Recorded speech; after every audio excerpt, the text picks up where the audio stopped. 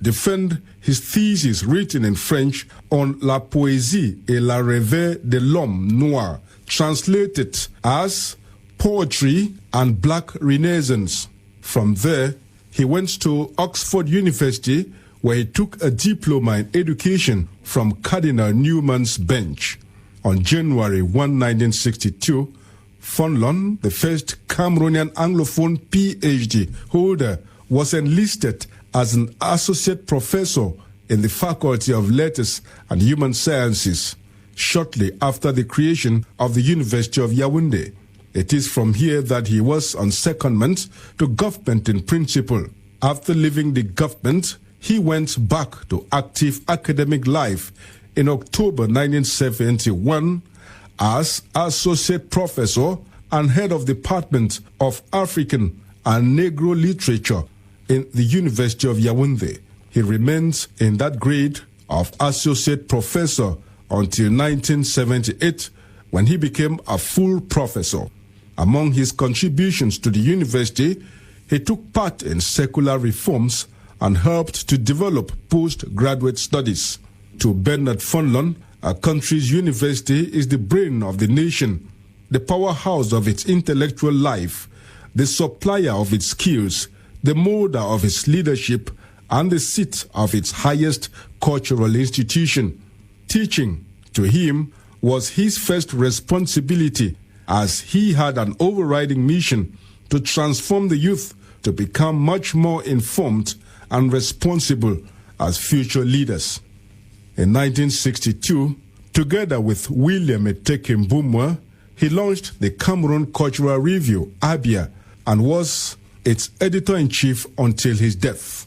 In addition, he was an honorary editor of such critical journals as The Mode and New Horizons, which sprang up in the late 1970s and early 1980s. Fonlon wrote extensively on philosophy, culture, and politics. His writings were sprinkled with Latin expressions that delved into the etymology of words to bring out their real meaning. He relentlessly articulated his ideas of cultural integration in the university as the basis of nation building. His principle of practical application of the university to cultural integration dominated his writings in the 1970s, with such titles as To Every African Freshman, 1965 to 1969, and The Genuine Intellectual, 1979, in which he highlighted the purpose, nature, and ends of university education. According to Fonlon, a university stands on three pillars, or the famous Trinity, namely a library, a bookshop, and a printing press, and that anything short of that, a university becomes a glorified secondary school. Professor Fonlon's academic prowess gained him international recognition.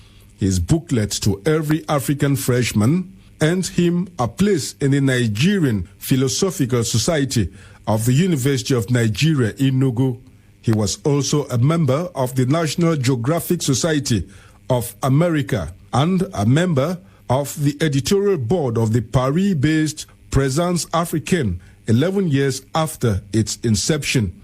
In addition, he was a regional representative of African Forum, the organ of the American Society of African Culture, AMSAC.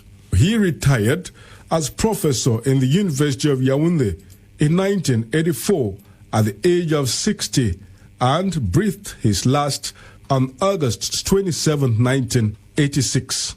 If medals are symbols of success for many, it was not so for Professor Fonlon, who believed that only the truth, his work, can speak for itself truly, or there is nothing else that is true. The message that rings through the life of Fonlon is one of heroic courage, selflessness, humility, generosity of spirit, and respect for fellow man. He was rightly called the Socrates of Africa by his contemporaries of the universities of Leeds and Yaoundé.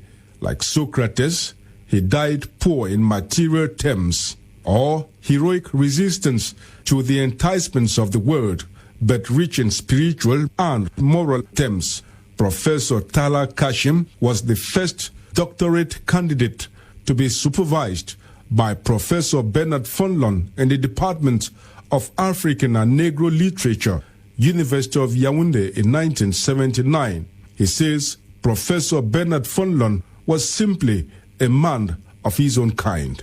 It's a great honor and privilege for me to have had the opportunity to work and study under the great master and avatar Bernard Fonlon. In fact, when you mention that name, several things flowed